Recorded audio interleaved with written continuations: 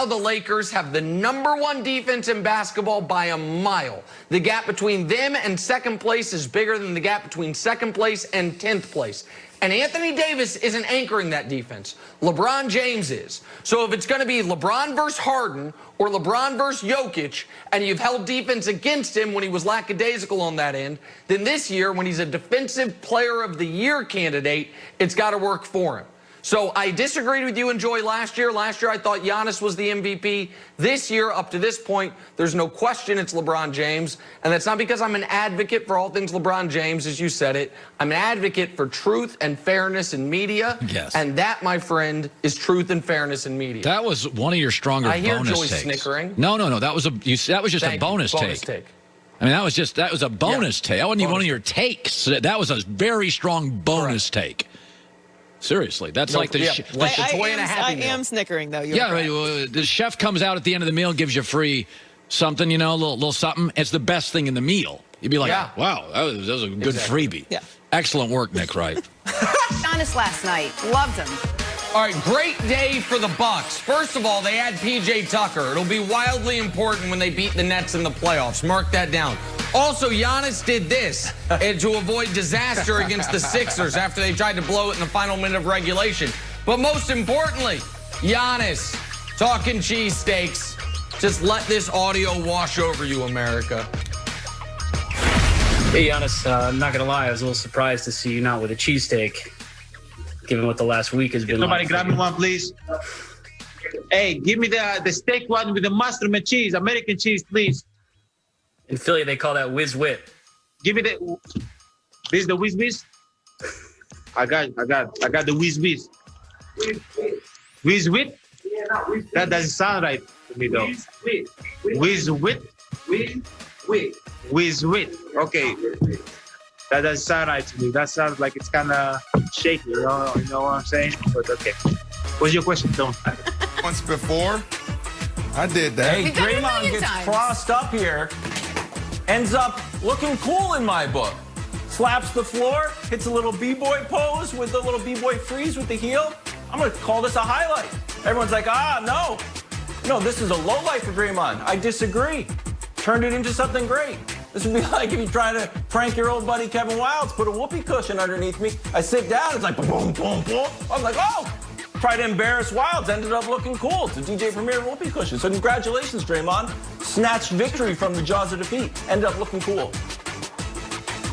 Giannis and LeBron James, right now, it's like it's a toss-up. They're all playing really good ball.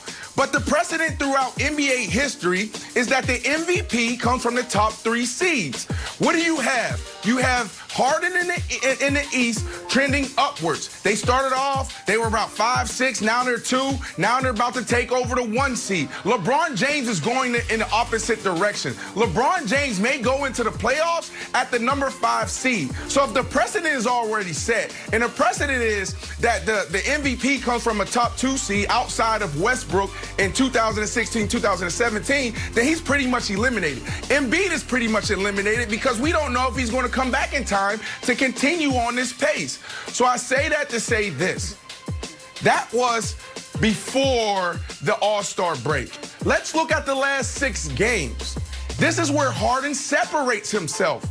He's averaging a triple-double. He could potentially end the season in the second half of the season, post-NBA break, All-Star break, averaging a triple-double. This is insane. He's playing sensational. And Sarah, thank you so much for being able to come on this show and tell Nick Wright the things that I've been trying to say for a month and a half now. Thank you. Thank you very much. Brandon, we've been hearing you. We've been hearing you. Hey, Sarah, question for you. Do you think that when all the Nets' big 3 are healthy and they all have to share the ball a little bit more, that this will actually hurt James Harden's MVP chances? Like, obviously, he had a big game last night. Like, all right, I'm the main scorer. But once KD's back on the floor, once Kyrie's back on the floor, maybe those numbers come down. You don't start averaging a triple-double. Do you think that will adversely affect his MVP chances? It's a great question, Kevin, and I think we often talk about this when there is multiple stars on a team. But to me, that is the beauty and the brilliance of how we've seen James Harden play, how he's able to impact the game more than just what he does with the numbers. And a lot of it comes from that facilitation, comes from the rebounds, and comes from the way that he understands how to get the ball where it needs to go to on the floor. I do want to address, though, and Nick, I get it, your point about the way things ended in Houston and rather unseemly of how that breakup occurred, the timing of the season. But is that timing on James Harden?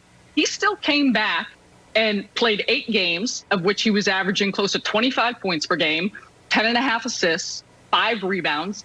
He had made it clear that that was a place where he felt like he had given everything he could throughout the course. And again, you were one of his biggest defenders throughout the course of his runs in Houston when they went toe-to-toe in many cases with that Golden State Warriors team that no one thought that they could touch.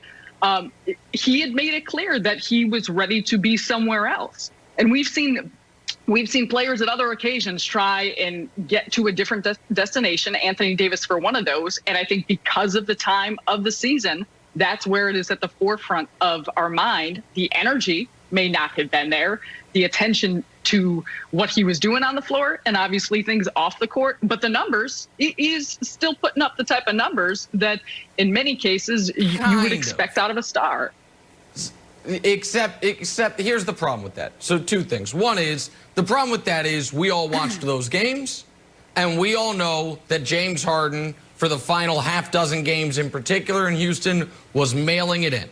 And that, so it's not that you necessarily hold the timing against him, but you absolutely hold the effort against him. And when it comes to MVP, the whole, wait, where was he for his teammates before the season started? Oh, that's right. He was at a strip club with Lil Baby giving him 100 racks, and his team's got to deal with that. And Boogie's upset, and John Wall's upset. That all matters for the MVP conversation, which is why, to Brandon's point, it has always mattered to be a winning team.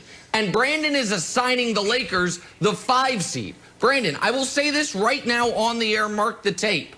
If the Lakers are the 5 seed in the West, I won't be arguing for LeBron to be MVP. But they're not going to be the 5 seed. They're more likely to be the 1 seed because of fraudulent Utah than they are the 5 seed. And the last point is to answer Wild's question. Wild, you asked a very nuanced... Yeah, go ahead. Go ahead, Brandon. No, go ahead. Then I'll answer Wild's thing. Go ahead, Brandon. I tried to debunk this because I knew you was going to go here. I said it soon as we came back from All-Star break. Do not fall victim to what the Lakers are going to do in March. Who they're playing, the Golden State Warriors, the Timberwolves, and Charlotte.